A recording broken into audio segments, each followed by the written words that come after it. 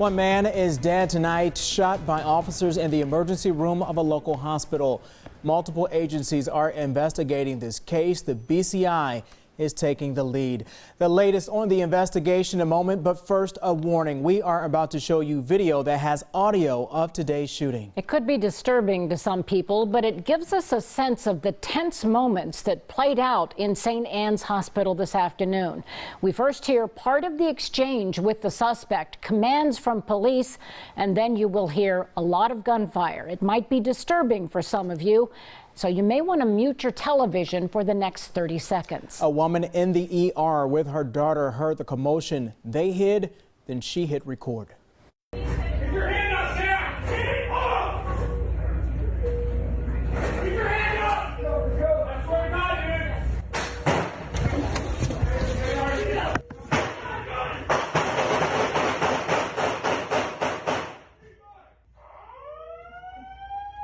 And that was the hospital's internal siren that you hear there. We heard earlier from people who said they were in other parts of the hospital, heard the siren, and were told they were on lockdown. I've been on the phone for a portion of the evening with several people who were inside of the hospital, and Colleen, they talked about just sheer panic taking place. You can imagine after hearing what we just heard. And not only that, I always think when I hear that much gunfire of how bullets can ricochet. We hear that from police. It's why it's sometimes hard to know.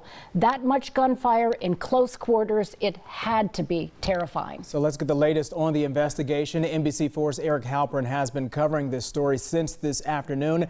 Eric, what's taking place at the hospital now? Carrie and Colleen, some police are still here at the hospital, but the hospital is open. Now, this involved Columbus Police, Westerville Police, and the hospital security. At this point, police are not releasing the suspect's name yet. They're waiting to talk to the suspect's family. Police cars lined up outside Mount Carmel St. Anne's. Just some of what Ned Abernathy saw when he looked out his wife's third-floor hospital window. The alarm went off, and we thought it was a fire drill.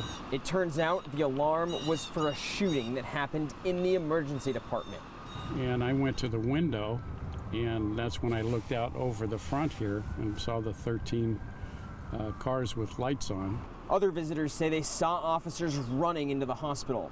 Westerville Police Chief Charles Chandler says his officers responded to a call Monday morning where a man was passed out in a car.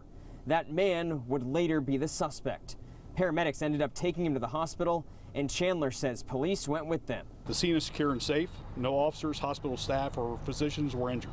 After he was found to be having the medical issue, Chief Chandler says officers found out he had active warrants out of Columbus for domestic violence and weapons under disability. During the transfer of custody, an altercation ensued, which resulted in the discharge of firearms from CPD and St. Anne security officers. Emergency room staff immediately attempted to resuscitate. The suspect was pronounced at the scene. An additional firearm was recovered at the scene.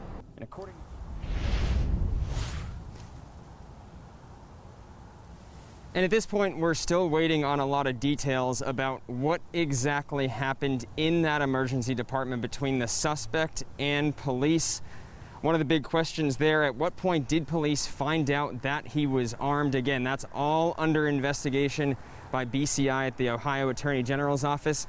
Now, earlier tonight, about 24 or so people gathered down the street from here questioning what happened with today's shooting. They were also questioning what happened with the Brooklyn Center shooting in Minnesota, also calling for police reform and chanting. At one point, they marched down the street to the hospital and chanted for a few minutes outside here as well.